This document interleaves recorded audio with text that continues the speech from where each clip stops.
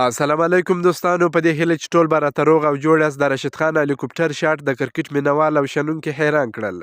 راشد خان د پاکستان سوپر لیګ کې د ټام کرن پر توپ اچونه ستره شپږیزه ووهله چې دغه هلیکوپټر شاټ یې په لو اردر کې په کمي او توپخانه کې ووهی او مینوال یې زیات خوشحاله کړل. د لاهور قلندرز لپاره د 18 اور پر مهال د پاڼۍ په وروستیو کې د سکندر رضا له سوځېدو سره راشد خان د لو اردر لپاره توپخانې ته راکښته سوی و چې په یو څو شاټونو یې مینوال زیات خوشحاله کړل. هغه په خپل دویم بال په حسن علي باندې څلوریزه ووهله او رضا ته یوه منډه واخیسته.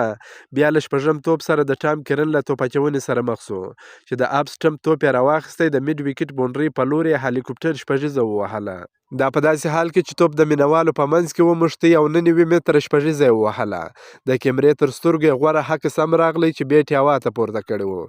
په یاده لوبه کې لاهور قلندرز لوبډلې اسلام آباد یونایټډ لوبډلې ته په 110 منډو ستره ماته ورکړه چې راشد خان د 18 منډو جوړولو ترڅنګ په 3 اورونو کې یوازې 8 منډې ورکړې، 2 مهمې ویکټې هم ترلاسه کړې. که مو دا ویډیو خوښه سوې در سره لایک یې کړئ، د خپلو ملګرو سره هم شیر کړئ. که په دې چینل کې نوی یاست په یوټیوب کې پوپل سپورټ در سره سبسکرایب کړئ.